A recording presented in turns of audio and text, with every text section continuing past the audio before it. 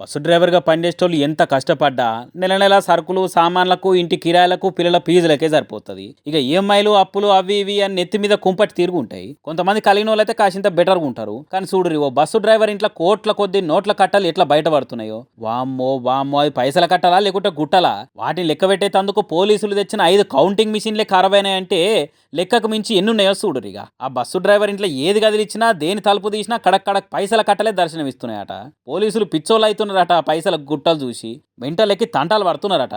బీరువాళ్ళు, కబోర్డులు, కిటికీలు, చిన్న చిన్న పెట్టెలు ఏ ఒక్కటి సందు లేకుండా పైసలతో నింపి పెట్టి ఉన్నదట ఇల్లు. ఇదొక్కటే అనుకుంటే ఎగిరం తక్కువైన వాళ్ళమే అవుతాం మనము. ఎందుకంటే బంగారం రేటు బంగ్లెక్కి నిల్చున్న ఈ రోజుల్లో 1 తులం 2 తులాలు కాదు, 5 కిలోల బంగారం దాచిందట ఇంట్లోనే. 100 కాదు 1000 బస్సులు కొనే పైసలు ఇంట్లో పెట్టుకొని ఆఫ్టర్ ఆల్ బస్సు డ్రైవర్ గా ఎందుకు పని చేస్తున్నాడు, ఇనిగాన పైసలు ఎట్లా కూడా పెట్టిండు అని అంటే ఈ పైసలు బంగారము పాపం ఆ డ్రైవర్ అనే కావట. ఇదివరకు పశ్చిమ బెంగాల్ రాష్ట్రాన్ని ఏలిన తృణమూల్ కాంగ్రెస్ పార్టీ లీడరు అనుబ్రత అనేటైన మినార్ అనే డ్రైవర్ ఇంట దాచిండట.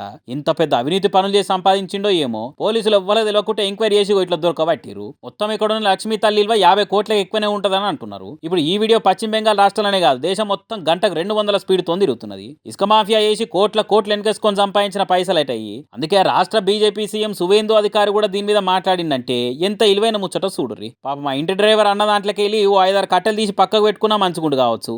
ఇప్పుడు మొత్తం పోలీసులు తీసుకొని పోతుంటారు. లక్ష్మీదేవి ఇంట్లో ఉండి కూడా ముట్టుకునే ఛాన్స్ లేకుండా అయిపోయాయి. అంతేకాదు అవినీతి సొమ్ముని ఇంట్లో పెట్టుకున్నందుకు పోలీస్ కేసు కూడా అయింది కావచ్చు. కానీ చూడరు అవినీతి పరులు ఏ తిరగ పెరిగిపోతున్నారో.